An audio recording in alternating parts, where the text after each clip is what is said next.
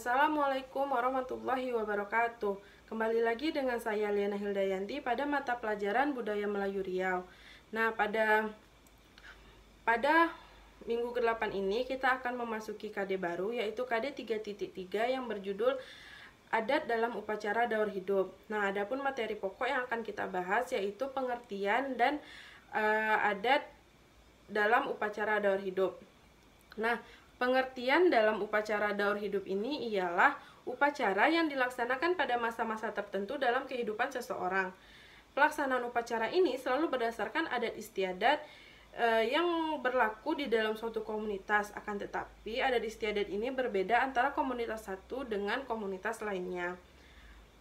Upacara daur hidup ini juga memiliki 5 fase. Yang pertama itu fase kehamilan, kelahiran, akil balik, perkawinan, dan kematian. Setiap fase pada dasarnya merupakan masa peralihan antar individu. Setiap fase juga dipenuhi dengan adatnya masing-masing yang menjadi bagian dari sistem sosial dan perwujudan rasa syukur kepada Allah Subhanahu wa Ta'ala. Nah, pada pertemuan kali ini kita hanya akan membahas 3 fase saja, yaitu fase kehamilan, kelahiran, dan juga akil balik. Langsung saja kita masuk ke fase kehamilan. Upacara dalam fase kehamilan ini memiliki tujuan sebagai ungkapan rasa syukur yang diharapkan agar mendapatkan keturunan yang baik. Ada juga tujuannya, yaitu tidak ada halangan yang dialami oleh sang ibu dari proses kehamilan hingga persalinan nanti, dan kesehatan bagi ibu dan si jabang bayi. Pelaksanaan upacara juga dimaksudkan untuk memuliakan dan menghormati calon ibu dan kehamilan itu sendiri. Selama masa kehamilan, calon ibu dan calon ayah diharuskan untuk memperhatikan dan mengikuti pantang larang. Pada dasarnya, pantang larang merupakan upaya untuk menjaga kesehatan dan keselamatan calon ibu dan keluarga. Pantang larang disampaikan secara langsung atau secara simbolik, yaitu mitos-mitos yang dipercayai kebenarannya oleh komunitas tersebut. Selanjutnya, di dalam masa kehamilan ini juga ada beberapa upacara yang akan dilaksanakan. Yang pertama itu ada meniga bulan. Jadi meniga bulan ini dilaksanakan pada saat kehamilan memasuki usia 3 bulan. Upacara ini bertujuan untuk memastikan bahwa sang ibu benar-benar dalam keadaan hamil. Yang kedua ini ada menempah bidan. Jadi maksud menempah bidan di sini ialah merupakan mengunci dan menentukan bidan yang akan membantu pada saat proses persalinan nanti. Bidan ini ditentukan oleh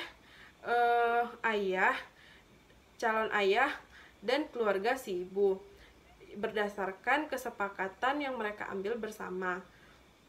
Biasanya bidan ini ada 2 orang, yaitu bidan atas dan bidan bawah. Bidan atas ini ditugaskan untuk mendampingi si ibu, sedangkan bidan bawah bertujuan untuk mengurus bayi yang baru lahir. Selanjutnya fase kelahiran. Adat dalam kelahiran ialah aturan-aturan, tatanan, dan tradisi yang dilaksanakan pada saat bayi baru lahir hingga menginjak usia 60 hari.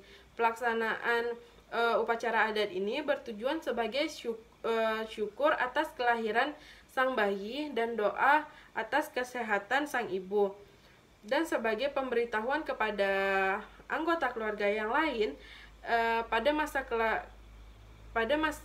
kelahiran ini juga terdapat beberapa tradisi. Yang pertama itu ada menanam ari-ari. Ari-ari atau yang bahasa medisnya itu disebut plasenta, tetapi biasanya masyarakat mempercayai ari-ari ini sama dengan kakak si bayi. Jadi ari-ari ini ditanam atau dikubur dimaksudkan untuk memuliakan sang bayi dan proses kelahirannya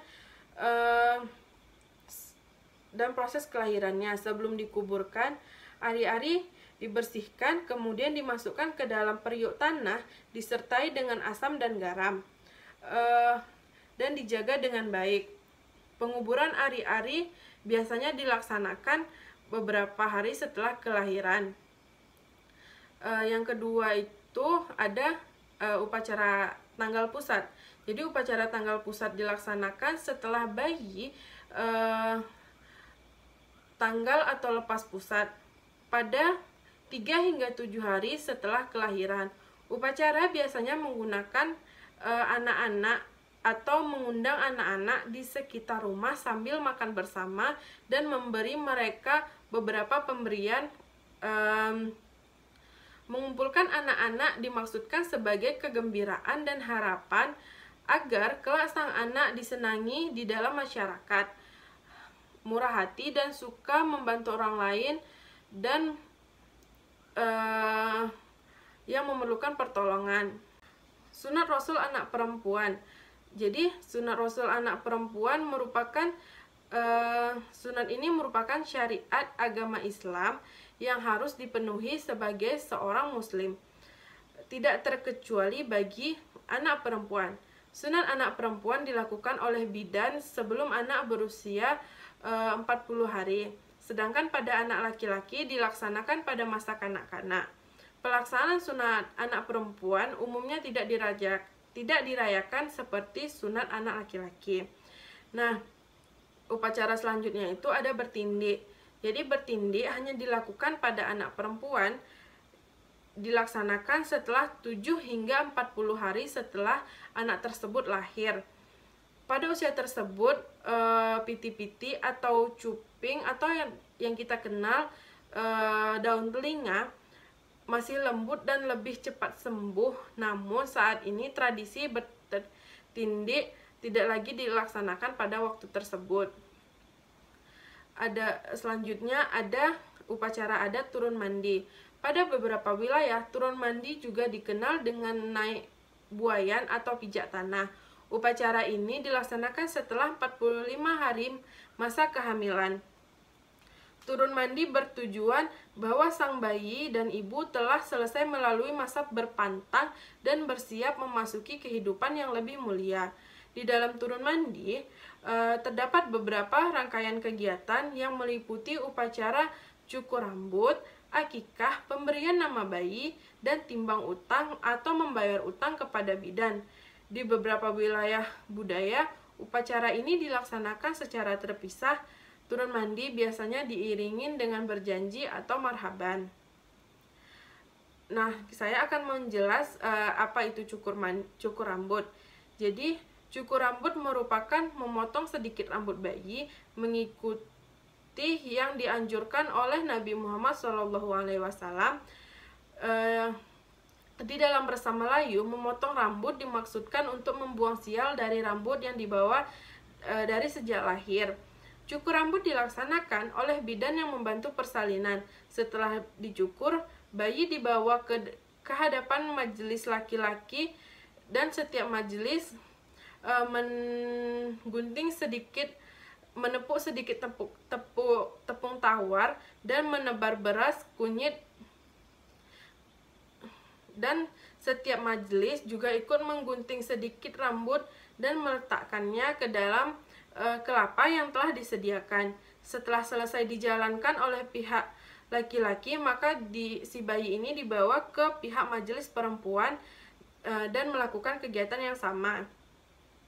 Pelaksanaan upacara cukur rambut juga diiringi marhaban atau berjanji.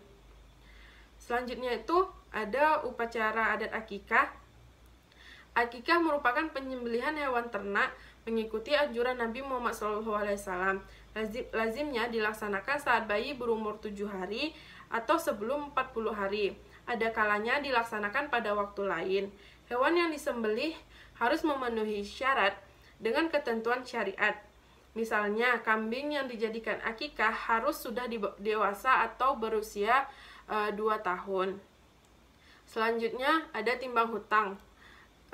Timbang hutang ini berarti menimbang-nimbang atau mengira-ngira hutang kepada bidan yang membantu persalinan si ibu tadi.